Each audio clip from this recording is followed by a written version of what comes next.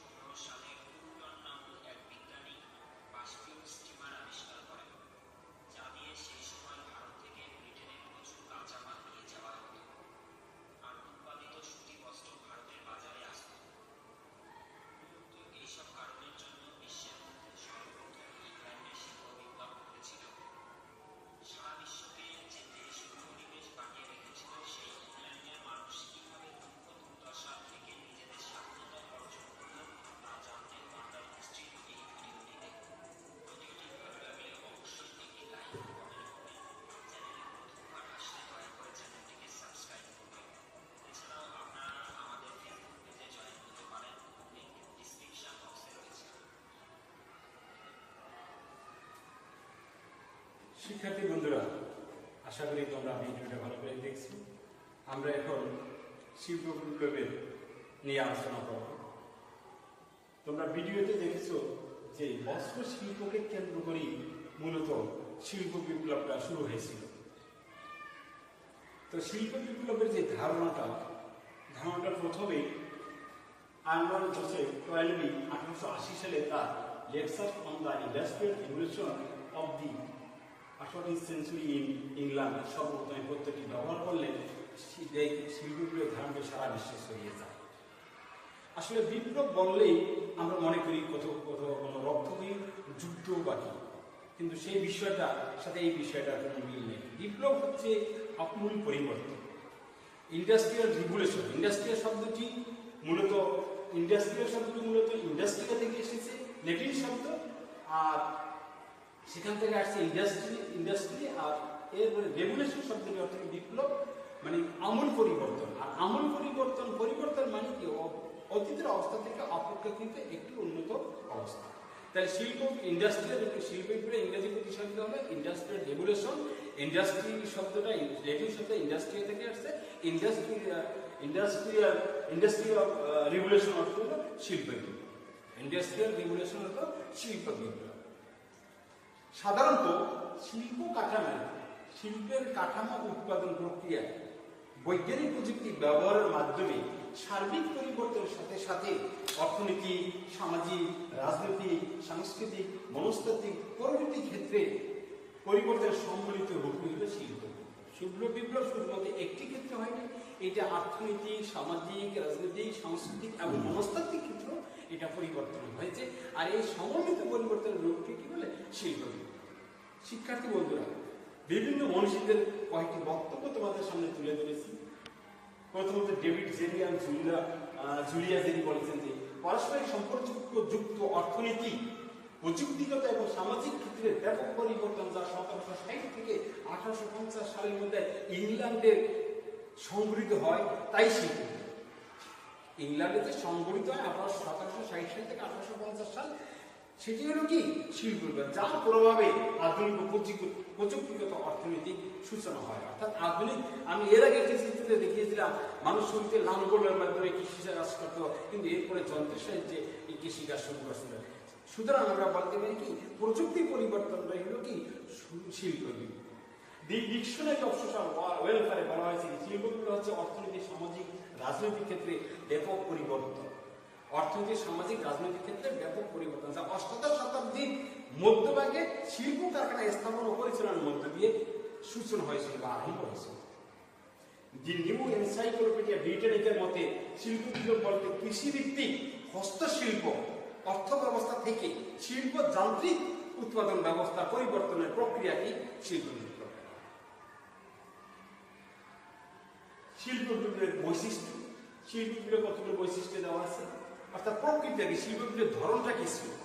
প্রযুক্তি নির্ভর উৎপাদন, মানব সম্পদকে দুটি ভাগে বিভক্ত করা হয়েছিল, পুঁজিবাদী অর্থনীতির বিকাশ এবং সামন্ততন্ত্রের বিরুদ্ধে। অর্থাৎ আগে ছিল যে সামন্ততন্ত্র, কৃষিবাদ প্রথা, কৃষি উৎপাদন ব্যবস্থা, সেটার পরিবর্তে মানে পুঁজিবাদী অর্থনীতি বিকাশ করছে। অনেকের হাতে টাকা চলে যাচ্ছে, তারা কারখানায় ইনভেস্ট করছে, মালিক শ্রমিক সম্পর্ক সৃষ্টি হয়েছে। এরপরে বৃহৎ শিল্পের আবির্ভাব, অর্থাৎ ক্ষুদ্র শিল্প, কুটির শিল্পের বিরুদ্ধে বৃহৎ শিল্পের আবির্ভাব ঘটেছে। উৎপাদন ব্যয় কম, উৎপাদন ব্যয়ের ক্ষেত্রে যেখানে কারখানা শিল্প যখন আবিষ্কার হয়েছে সেখানে শ্রমিক কম লাগতো, প্রযুক্তির মাধ্যমে উৎপাদন শুরু করতো, সেখানে উৎপাদন ব্যয় কি কমে আসছে। আমূল পরিবর্তন, অর্থাৎ অর্থনীতি, সামাজিক, রাজনৈতিক সকল ক্ষেত্রে এটা আমূল পরিবর্তন হয়েছে। দ্বিতীয় হচ্ছে শিল্প ভিত্তিক অর্থনীতি, অর্থাৎ আগে ছিল কৃষিভিত্তিক অর্থনীতি, এখন হয়েছে কি শিল্প ভিত্তিক অর্থনীতি। মজুরি ভিত্তিক শ্রম, আগে মজুরির কোনো দাম ছিল না, এখন মজুরি ভিত্তিক, যে ঘন্টা শ্রম দিবে, যে তখন কাজ করবে তাকে সেই ততক্ষণই তাকে কি হবে, তার মজুরি দেওয়া হবে। এটা হলো মজুরি ভিত্তিক শ্রম। এরপর আছে প্রতিযোগিতামূলক বাজার সৃষ্টি, অর্থাৎ বিভিন্ন কারখানায় বিভিন্ন একই মাল বিভিন্ন জায়গায় উৎপাদন হওয়ার কারণে এখানে প্রতিযোগিতামূলক বাজার সৃষ্টি হয়েছে। যে কে কত ভালো দ্রব্য ভালো উৎপাদন করবে, এটার জন্য প্রতিযোগিতামূলক বাজার সৃষ্টি হয়েছে, এতে ক্রেতাদের সুযোগ হয়েছে। এর হচ্ছে কৃষি আধুনিকীকরণ, অর্থাৎ পুরনো কৃষি ব্যবস্থার বিরুদ্ধে লাঙ্গল কৃষি ব্যবস্থার বিরুদ্ধে প্রযুক্তি নির্ভর কৃষি ব্যবস্থা চালু হয়েছে। এগুলো শিল্প বিপ্লবের বৈশিষ্ট্য। শিক্ষার্থীবৃন্দ, শিল্প বিপ্লবের পর্ব সময়কাল। শিল্প বিপ্লবের পর্ব সময়কাল এখানে আমি একটি স্লাইডে দিয়েছি যে শিল্প বিপ্লব মূলত দুটি পর্ব। একটা হচ্ছে প্রথম পর্ব হচ্ছে ইংল্যান্ডের শিল্প বিপ্লব শুরু হয়েছিল 1760 খ্রিস্টাব্দ থেকে 1780 খ্রিস্টাব্দের মধ্যবর্তী সময় মূলত বস্ত্র শিল্প কেন্দ্রকে। তাহলে তোমরা একটা বিষয় পরিষ্কার ধারণা নেবে যে শিল্প বিপ্লব মূলত বস্ত্র শিল্পকে কেন্দ্র করেই শিল্প বিপ্লবটা সূচনা করছে, অর্থাৎ বস্ত্র খাতে প্রথম শিল্প বিপ্লবের সূচনা করছে। দ্বিতীয় পর্ব 1780 খ্রিস্টাব্দ থেকে 1820 খ্রিস্টাব্দের মধ্যবর্তী সময় ইংল্যান্ডে শিল্পায়নের উন্নতি ছিল চোখে পড়া। তাহলে শিল্প বিপ্লব কি? শিল্প বিপ্লব পর্বটা ছিল দুটি পর্যায়ে। একটা ছিল 1760 থেকে 1780, দ্বিতীয়টা ছিল 1780 থেকে 1820 সালের মধ্যে সময়। এরপর আমরা আসি শিল্প বিপ্লব পর্বের সময়কালের অবস্থা। প্রথমত হলো ফ্রান্সে। ফ্রান্সে প্রকৃত অর্থে শিল্প সূচনা হয়েছিল 1830 খ্রিস্টাব্দে। অর্থাৎ তোমাদের এখানে আমি চিত্র যে স্লাইডটা দিয়েছি, এখানে ইউরোপীয় মহাদেশের শিল্প বিপ্লবের চিত্র দিয়েছি। সেখানে প্রথমে ঘটছিল ফ্রান্সে, এরপরে ঘটছিল জার্মানিতে। এরপরে স্লাইডে ইউরোপীয় মহাদেশের শিল্প বিপ্লবের রাশিয়া ঘটছিল 1861 সালে। এরপর রাশিয়া ছাড়া অন্যান্য দেশগুলোতে ঘটছিল, যেমন বেলজিয়ামে 1835 সালে পায়রা শিল্পের প্রসার হয়েছিল, ইটালিতে ঘটছিল 1860 সালে ইত্যাদি। এইভাবে শিল্পগুলোর বিকাশটা ঘটছিল। এইগুলো শিল্পগুলোর সময়কাল বা পর্ব। শিক্ষার্থীবৃন্দ, শিল্পগুলোর কারণগুলো কি ছিল? তোমরা ভিডিওতে দেখেছো শিল্পগুলোর কারণগুলো কি ছিল। তারপর আমি শিল্পগুলোর কারণগুলো লিখছি। ইংল্যান্ডের শিল্পের প্রথম হওয়ার কারণগুলো ছিল কৃষি বিপ্লব। সেখানে কৃষি পরিবর্তে বিপ্লব ঘটে, কৃষি আধুনিক প্রযুক্তি লাভ করে, কৃষি পরিবর্তে আবার তাঁত শিল্পের আবিষ্কার হয়, বস্ত্র শিল্পের আবিষ্কার হয়। তারপর জনসংখ্যা বৃদ্ধি, শ্রমের যোগান বৃদ্ধি। 3 নম্বর মূল্যায়নের যোগান ছিল। 4 নম্বর প্রযুক্তিগত বিপ্লব ঘটছিল। 5 নম্বর ঐনিক কর্তৃত্ব। 6 নম্বরে বাণিজ্য ছিল মনোভাব। এরপরে প্রতিষ্ঠান ধর্মের প্রভাব। এই প্রতিষ্ঠান ধর্মের প্রভাব এই বিষয়টা হচ্ছে কি, তখন তৎকালীন সময়ে কেউ ছিল যে বাইবেলে যা বলা হয়েছে তার প্রতি বিশ্বাস ছিল প্রতিষ্ঠানদের, কিন্তু অন্যান্য বলছি যে বাইবেল ছাড়াও পূর্বপুরুষরা কিছু ধর্মের কিছু কাহিনী রেখে গেছেন, তারা সেইগুলো বিশ্বাস করা হইত। এই প্রতিষ্ঠান ধর্মের প্রভাবটা আবার বিস্তার লাভ করেছে যে বাইবেল বিরোধী বিশ্বাস অর্জন করতে হবে, তোমরা সেই পূর্বপুরুষদের রেখে যাওয়া কথাগুলো বিশ্বাস না করে শুধু বাইবেলের উপরে নির্ভর করা। এইটি হলো প্রতিষ্ঠান ধর্মের প্রভাব। 8 নম্বরে ছিল রাজনৈতিক স্থিতিশীলতা। 9 নম্বরে সরকারি পৃষ্ঠপোষকতা। এটা ছিল ইংল্যান্ডে শিল্প বিপ্লব প্রথম হওয়ার কারণ। এখন আমরা তোমাদের সামনে শিল্প বিপ্লবের প্রভাব নিয়ে আলোচনা করবো। শিল্প বিপ্লবের প্রভাব নিয়ে আলোচনা করতে গেলে আমরা দুটি বিষয় আমাদের সামনে চলে আসে। একটা হচ্ছে শিল্প বিপ্লবের ইতিবাচক প্রভাব, তারপর হচ্ছে নেতিবাচক প্রভাব। তোমরা নিশ্চয়ই জানো যে শিল্প বিপ্লব মানুষের জীবনে যেমন ইতিবাচক প্রভাব বয়ে আনছে, পাশাপাশি মানুষের জীবনে নেতিবাচক প্রভাব বিস্তার করেছে। বন্ধুরা, শিল্প বিপ্লবের ইতিবাচক প্রভাব দেখো, শিল্প বিপ্লবের ফলে উৎপাদন ব্যবস্থা বৃদ্ধি পেয়েছে, শিল্পায়ন ও নগরায়ন সৃষ্টি হয়েছে। কারণ যেখানে শিল্প সেখানে নগরায়ন, যেখানে কারখানা শিল্প স্থাপন করা হয়েছে সেখানে শিল্পায়ন সৃষ্টি হয়েছে, সেখানে আবার নগর গড়ে উঠছে। কারণ শিল্পায়নের সাথে নগর গড়ে না উঠলে শিল্পের যে উৎপাদিত সম্পদ, উৎপাদিত দ্রব্যাদি ঠিক মতো বাজারজাত করা সম্ভব নয়। এরপরে কর্মসংস্থান সুযোগ, শিল্প বিপ্লবের ফলে কর্মসংস্থানের সুযোগ সৃষ্টি হয়েছে। কারণ বিভিন্ন জায়গায় কলকারখানা স্থাপিত হয়েছে, জনসংখ্যার কর্মসংস্থান সুযোগ সৃষ্টি হয়েছে। তারপর মুক্ত বাজার অর্থনীতির বিকাশ। মুক্ত বাজার অর্থনীতির বিকাশ মানে যে যার ইচ্ছে যে বাজারে যার যার সম্পদ তুলে ধরত এবং মুক্ত বাজারে যার যার সম্পদ যার যার উৎপাদিত দ্রব্যাদি বিক্রি করতে। যাতায়াত যোগাযোগ ব্যবস্থা মধ্যে আগে মানুষ পায়ে হেঁটে যেত, সাইকেলে চলতো, রিক্সায় চলতো। সেই জায়গায় তোমরা দেখছো ভিডিওতে যে প্রথমে রেল ইঞ্জিন আবিষ্কার হয়েছে, মানুষের রেলে চলতে পারছে, দ্রুত বিমান আবিষ্কার হয়েছে, তারপরে তোমার নদীপথে জাহাজ আবিষ্কার হয়েছে, দেখছো প্রথমে একটা বাষ্পীয় ইঞ্জিন আবিষ্কার করছে। এইভাবে যোগাযোগ ব্যবস্থা উন্নতি হয়েছে। শিক্ষা জ্ঞানের বিকাশ, শিক্ষাকে আধুনিকায়ন করা হয়েছে। শিল্প বিপ্লবের ফলে আধুনিক প্রযুক্তি আবিষ্কার করে, কম্পিউটার আবিষ্কার হয়েছে, তথ্যের ব্যাপক প্রচার শুরু হয়েছে, ইন্টারনেট আবিষ্কার হয়েছে। এই জন্য শিক্ষার ক্ষেত্রে বিকাশ হয়েছে। বিজ্ঞান ও প্রযুক্তির উৎকর্ষতা, অর্থাৎ বিজ্ঞান ও প্রযুক্তি ধীরে ধীরে তোমরা দেখছো পৃথিবীতে কতগুলো আবিষ্কার শুরু হয়েছে শিল্প বিপ্লবের কারণে। এর জন্য প্রযুক্তির বিকাশ করছে, মানুষের প্রযুক্তি মানুষের হাতের কাছে চলে আসছে, মোবাইল, টেলিফোন, এতে সবকিছু মানুষের হাতে নাগালে চলে আসে। এখানে বিজ্ঞান ও প্রযুক্তির উৎকর্ষতা বৃদ্ধি হয়েছে। এরপর আছে কি আর্থসামাজিক সাংস্কৃতিক বিশ্বায়ন, অর্থাৎ আর্থসামাজিক সাংস্কৃতিক বিশ্বায়ন করছে।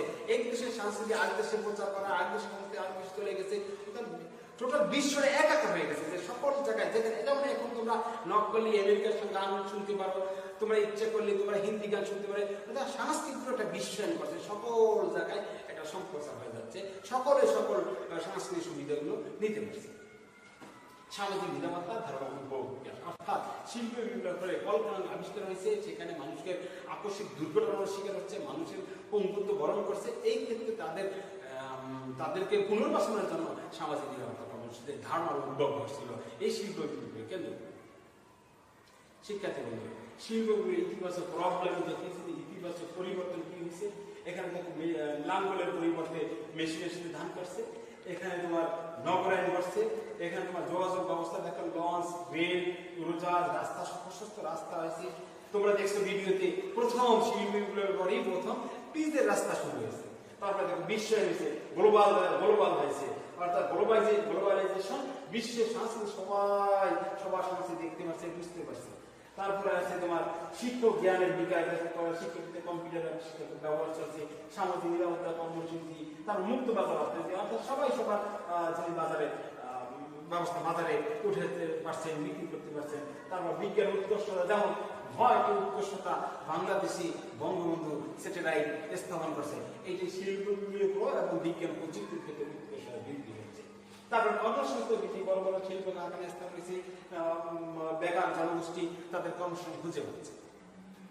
বন্ধুরা, এবার আমরা শিল্পের নেতিবাচক প্রভাবগুলো দেখবো। একটা হচ্ছে শ্রেণী বৈষম্য সৃষ্টি। প্রথমে কি শিল্প বিপ্লবের শ্রেণী বৈষম্য সৃষ্টি হয়েছে, অর্থাৎ এক পক্ষ ছিল শ্রমিক, এক পক্ষ ছিল মালিক। পুঁজিবাদীরা পুঁজিবাদী বৃদ্ধি হচ্ছে, টাকা অর্থ মালিক হচ্ছে, আর শ্রমিকদের শোষিত হচ্ছে। এই জন্য এখানে শ্রেণী বৈষম্য সৃষ্টি হয়েছে, একটা বৈষম্যতা দেখা যাচ্ছে। কুটির শিল্পের বিলোপ, শিল্প নেতিবাচক প্রভাব কুটির শিল্প। তোমরা ভিডিওতে দেখেছো, দেখছো যে ইংল্যান্ডের বস্ত্র শিল্পের কারণে ইন্ডিয়ার, ইস্ট ইন্ডিয়া, ভারতবর্ষের তাঁত শিল্প বিলুপ্তি ঘটে গেছে। দেখো, আমি ভিডিও থেকে কিন্তু দেখি কিন্তু এই তোমাদের এই প্রভাবগুলি আমরা সবাই কিন্তু ভারতবর্ষের তাঁত শিল্প বিলুপ্তি করছে। এই জন্য বলেছে কুটির শিল্প বিলুপ্তি, এবার বেকারত্ব সৃষ্টি। তোমরা নিশ্চয়ই বলবে যে স্যার এর আগে আপনি বলেছেন যে কর্মসংস্থানের সুযোগ সৃষ্টি হয়েছে, এখন বলতেছেন বেকারত্ব সৃষ্টি। এটা হচ্ছে কি, যেখানে আগে ছিল কুটির শিল্পের মাধ্যমে বা হস্তচালিত যন্ত্রের সাহায্যে উৎপাদন ব্যবস্থা, সেখানে হচ্ছে কারখানা শিল্পের মাধ্যমে। দেখো, তুমি একটা সুইচ চাপ দিলে, একটি কম্পিউটার একটা ক্লিক করলে পুরো একটা কারখানা ওপেন করা সম্ভব। তাহলে একজন শ্রমিক একটা কারখানাকে চালু করতে পারে। কিন্তু যখন হস্তচালিত শিল্প ছিল তখন একজনে একটা মেশিন স্টার্ট করতে পারতো না, তাদের দিকে অনেকজন লোক ছিল। তো যখনই কম্পিউটার আবিষ্কার হয়েছে তখনই দেখা গেছে যে এখানে শ্রমিক ছাঁটাই দিয়ে 10 জনে একজনের কাজ করতে পারে। এরপর আছে বস্তির উদ্ভব।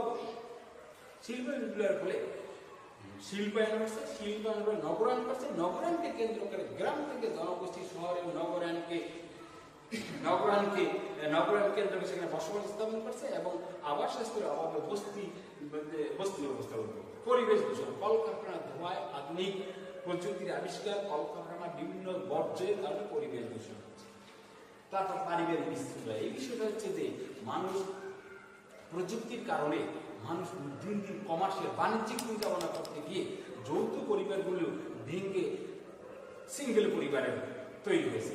মানুষ গ্রাম থেকে শহরে গিয়ে নগরায়নের ফলে শহরে গিয়ে কর্মসংস্থান সুযোগ সৃষ্টি হয়েছে, সেখানে গিয়ে তারা কর্মসংস্থানে যোগদান করছে। এর ফলে তাদের স্বল্প আয়োজনে গ্রাম থেকে যারা ছেলে সন্তান নিয়ে একসাথে থাকার কোনো সুযোগ নেই। এর জন্য সেখানে পারিবারিক বিশৃঙ্খলা দেখেছে, বাবা মা ছেলে সন্তানের ভিতরে পারিবারিক বিশৃঙ্খলা দেখেছে এবং যৌথ পরিবারগুলো ভেঙে একক পরিবারে তৈরি হচ্ছে। সাংস্কৃতিক শূন্যতা হচ্ছে কি, গ্লোবালাইজেশন হয়েছে, এটা একটা ভালো দিক, বাট সাংস্কৃতিক শূন্যতা দেখা যাচ্ছে, সাংস্কৃতিক দ্বন্দ্ব দেখাচ্ছে, কালচারাল ল্যাগ দেখা যাচ্ছে। কারণ বহির সংস্কৃতি আর আমাদের দেশীয় সংস্কৃতি, এই দুটো দ্বন্দ্ব বেজে মানুষের মধ্যে হতাশা সৃষ্টি হয়েছে। অর্থাৎ বহির সংস্কৃতি একরকম, আমাদের দেশীয় সংস্কৃতি একরকম, দেশীয় সংস্কৃতির সমন্বয় সাধন না করার কারণে সামাজিক শূন্যতার সাথে দেখা দিচ্ছে পেশাগত দুর্ঘটনা। আগে যেখানে ছিল হস্তচালিত শিল্প সেখানে মানুষের দুর্ঘটনার পরিমাণ ছিল কম, কিন্তু যেখানে কারখানা শিল্প আবিষ্কার হওয়ার ফলে মানুষের পেশাগত জীবনে দুর্ঘটনা দেখা দিচ্ছে। কিছুদিন সামান্য কিছুদিন হয়তো হাত চলে যায়, পাও চলে যায়, চোখ চলে যায়, আকস্মিক দুর্ঘটনা ঘটিত হচ্ছে। এরপরে মনস্তাত্ত্বিক সমস্যা, শিল্প বিপ্লবের ফলে ফ্রাস্ট্রেশন বেড়ে গেছে, হতাশা বেড়ে গেছে এবং মানুষের মধ্যে হতাশা বৃদ্ধি হয়েছে। বৃদ্ধি হওয়ার ফলে মানুষের মনস্তাত্ত্বিক সমস্যারও সৃষ্টি হয়েছে। এরপরে সামাজিকীকরণ অভাব, বাবা মা দুইজনই কর্মস্থলে থাকে, ছেলে সন্তান থাকেন কাজের মেয়ে বা অন্য পাড়ার দুষ্ট বকাটে ছেলে মেয়েদের সাথে, সেখানে পরিবার থেকে যদি সুষ্ঠু সামাজিক শিক্ষা দেয় সেই শিক্ষাটা সঠিকভাবে নিচ্ছেন না। এর জন্য সুষ্ঠু সামাজিক জীবনের অভাব, নৈতিক অধঃপতন। শিল্পী বিপ্লবের ফলে নৈতিক অধঃপতন করছে, নৈতিকতা বিপুল অবক্ষয় করছে। আমরা একটা চিত্রের মাধ্যমে এই শিল্প বিপ্লবের নেতিবাচক প্রভাবগুলো দেখবো। একটা হচ্ছে দেখো কুটির শিল্পের বিলুপ্তি। আগে কুটির শিল্প ছিল, এরা বিলুপ্ত হয়ে এখন কারখানা শিল্পের মাধ্যমে কর্ম বস্ত্র উৎপাদন, শ্রেণী বৈষম্য। দেখো একদিকে মালিক একাই অনেক কিছু, আর এখানে শ্রমিকরা মানে তারা কৃষি মনে করেন। পরিবেশ দূষণ, কলকারখানা পরিবেশ দূষণ হচ্ছে, পারিবারিক বিশৃঙ্খলা হচ্ছে, তারপরে সাংস্কৃতিক শূন্যতা দেখা দিচ্ছে, তারপরে সামাজিক অভাব। দেখো এই যে সামাজিকরণ, এই যে স্কুলে যাওয়া, ঠিকমতো আসা যাওয়া, এগুলো ব্যাহত হচ্ছে। নৈতিক অধঃপতন, দেখো তোমার নৈতিক অধঃপতনের মধ্যে আমি যে চিত্র দেখা দিচ্ছি যে মানুষ কতটাই এখন নৈতিক অধঃপতনে চলে আসছে যে মায়ের গর্ভের সন্তান এখন নিরাপদ নয়। পেশাগত দুর্ঘটনা, বস্তির উদ্ভব, মনস্তাত্ত্বিক সমস্যা, তারপরে বেকারত্ব সৃষ্টি। দেখো বেকাররা লাইন ধরে আসছে, কারখানা শিল্প, হস্তচালিত ক্ষুদ্র শিল্পের পরিবর্তে কারখানা শিল্প আবিষ্কার হয়েছে। তারপর প্রযুক্তি, অনেকে প্রযুক্তি শিক্ষা নিতে পারতেছে না, কারিগরি দক্ষতা না থাকছে। এই যে তোমাদের চিত্রের মাধ্যমে আমি তোমাদের নেতিবাচক শিল্প নেতিবাচক প্রভাবটা দেখানোর চেষ্টা করেছি। আশা করি তোমরা যদি এই ভালোভাবে দেখো, এখান থেকে তোমরা অনেক সুন্দরভাবে পাঠটা শিখতে পারবে এবং শিল্পগুলোর ইতিবাচক নেতিবাচক প্রভাবগুলো দেখতে পারবে। শিক্ষার্থী বন্ধুরা, সমাজকর্ম পেশার বিকাশে শিল্প বিপ্লবের ভূমিকা দেখো। এখানে শিশু নির্দেশনা কার্যক্রমের প্রয়োজনীয়তা, 2 নম্বরে সমাজকর্ম ব্যবহারিক শিক্ষার সূচনা হয়, 3 নম্বরে সমাজকর্ম ভিত্তিক শিক্ষা প্রতিষ্ঠান হয়। এই যে শিল্প বিপ্লবের ফলে প্রয়োজনের তাগিদে সুসংগঠিত সেবা কার্যক্রম প্রয়োজনীয়তা দেখা দিচ্ছে। আগে ছিল অসংগঠিত কার্যক্রম, চীনের সুসংগঠিত কার্যক্রম দেখা দিচ্ছে। তারপর সমাজকর্ম ব্যবহারিক শিক্ষার সূচনা হয়েছে, তারপর সমাজকর্ম ভিত্তিক প্রতিষ্ঠান উদ্ভব হয়েছে। তারপরে কি মনস্তাত্ত্বিক মানে মনস্তাত্ত্বিক সমাজকর্মের উদ্ভব করেছে, যেমন সাইকিয়াট্রিক সমাজকর্ম দেখা যাচ্ছে, ক্লিনিক্যাল সমাজকর্ম উদ্যোগ ঘটেছে। তারপরে সমাজকর্ম পদ্ধতির উদ্ভব, যে ব্যক্তি সমাজকর্ম, দল সমাজকর্ম, সমষ্টি সমাজকর্মের উদ্ভব হয়েছে। তারপর অপরাধ বিজ্ঞানের বিকাশ, অর্থাৎ অপরাধ কেন করে, অপরাধ দূর করার উপায় কি, এই সমস্ত বিষয়গুলো শিল্পের বিকাশ লাভ করেছে। সুতরাং আমরা সর্বশেষ যেটা বলবো যে শিল্পী বিপ্লবের ফলে সৃষ্ট জটিল ও পরস্পর সম্পর্কযুক্ত সমস্যা সমাধান করবে সমাজকর্মে পেশাগত শিক্ষা কার্যক্রমের সূত্রপাত ঘটে একমাত্র শিল্পী বিপ্লবেরই কারণে। শিল্পী বিপ্লবী সনাতন সমাজকর্ম কল্যাণ ধারাকে সংগঠিত করে প্রাতিষ্ঠানিক এবং পদ্ধতিগত ধারায় রূপান্তরিত করেছে শিল্পী। যিনি প্রদত্ত শিল্পী বিপ্লবের সংখ্যাটি লিখবে। তোমাদের ধরকতা কাজ দেওয়া হয়েছে, শিল্প বিপ্লবের পেশাদার সমাজকর্ম বিকাশের মূল ভিত্তি, এইটা যুক্তি সহকারে তোমরা বুঝিয়ে দিই। বন্ধুরা, তোমাদের যদি কোনো প্রশ্ন থাকে, আমাদের তো ক্লাসের সিস্টেম নেই, আমরা অনলাইনে ক্লাস করছি, অতএব সরাসরি প্রশ্ন করার সুযোগ নেই। তোমাদেরকে আমি অনুরোধ করব তোমরা ক্লাস দেখে তোমরা আমাদের ফেসবুক পেজে তোমরা রোল নম্বর, নাম, রোল নম্বর লিখে কোনো প্রশ্ন করলে আমরা প্রশ্ন দেখে আমরা প্রশ্ন উত্তর দেওয়ার চেষ্টা করব। শিক্ষার্থী বন্ধুরা, তোমাদের আজকের মূল্যায়ন এখন 4টা প্রশ্ন এখানে দেওয়া হয়েছে। শিল্পের পদ্ধতির নামকরণ করেছিলেন কে? অবশ্যই আর্নল্ড টয়নেলি। তারপরে শিল্পের কোন অর্থনৈতিক বিকাশ ঘটে? সমাজকর্মকে পেশার মর্যাদা উন্নতিতে যে আইন গুরুত্বপূর্ণ ভূমিকা পালন করে। তোমরা এর আগের পাঠে দেখে আসছো 1601 সালের আইন। 1905 সালে দরিদ্র আইন কমিশন সুপারিশ কমিটি আইন সমূহ নিচে কোনটি সঠিক? দেখো। আর এরপরে তোমাদেরকে আমি একটি সৃজনশীল প্রশ্ন দিয়েছি। বড়কাটা ইউনিয়নে অনেক সরকারি বেসরকারি সংস্থা দরিদ্র নিরসনে কাজ করে। সবগুলো সংস্থার কাজের সমন্বয় সাধনের জন্য ইউনিয়ন পরিষদের চেয়ারম্যান একটি সমিতি গঠন করে। এই সমিতির সাহায্যে পুনরাবৃত্তি রোধ করে, মানে এই সমিতি কি করছে, সাহায্যে পুনরাবৃত্তি রোধ করছে। এক সাহায্যে দুইবার যেন না হয়, একজন। বিভিন্ন সাহায্যকারী প্রতিষ্ঠানের কর্মীদের অভিজ্ঞতা বিনিময়ের ব্যবস্থা করে এই সমিতি। আর সমিতির লক্ষ্য যে বস্তুগত সাহায্যের পরিবর্তে আত্মনির্ভরশীলতা সৃষ্টি। প্রশ্ন হচ্ছে আমেরিকান দান সংগ্রহ সমিতি গড়ে উঠে কখন? তারপর CSWE সম্পর্কে ধারণা দাও। 4 নম্বর প্রশ্ন, উদ্দীপকের তুলারামপুর ইউনিয়নের চেয়ারম্যান সমাজ সমিতিতে কোন সমিতি অভিজ্ঞতা কাজে লাগিয়েছে? তারপরে আছে দরিদ্র নিরসনে দারিদ্র্যের ইতিহাসে উক্ত সমিতির উল্লেখযোগ্য প্রভাব বিস্তার করো, তুমি ব্যাখ্যা করো বা বিশ্লেষণ করো। এই তোমাদের সৃজনশীল প্রশ্ন। তোমরা দেখে পাঠগুলো দেখে অবশ্যই এই পাঠে আগের ক্লাসেরও কিছু প্রশ্ন আছে, এই পাঠ থেকে তোমরা জেনে অবশ্যই তোমার উত্তর করতে পারবে। তোমাদের আজকে বাড়ির কাজ, মনে করো তুমি শিল্প বিপ্লবকালীন সময়ের মানুষ, অর্থাৎ কি তুমি শিল্প বিপ্লবকালীন সময়ের মানুষ। সে সময় যে সকল কারণে শিল্প বিপ্লব ঘটেছিল তার একটি তালিকা দিল, অর্থাৎ শিল্প বিপ্লব কেন করছিল, কি কারণে করছিল, এর একটি তালিকা তৈরি করতে হবে তোমাদের বাড়িতে। সকলকে ধন্যবাদ। আশা করি তোমরা সবাই যে যেখানে আসো সুস্থ থাকবে, ঠিক মতো ক্লাসগুলো দেখবে, দেখে আমাদেরকে রিপ্লাই করবে, আমাদেরকে ফোন করবে।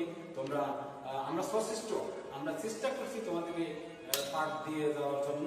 আশা করি তোমরা এটা উপলব্ধি করবে। সবাইকে ধন্যবাদ।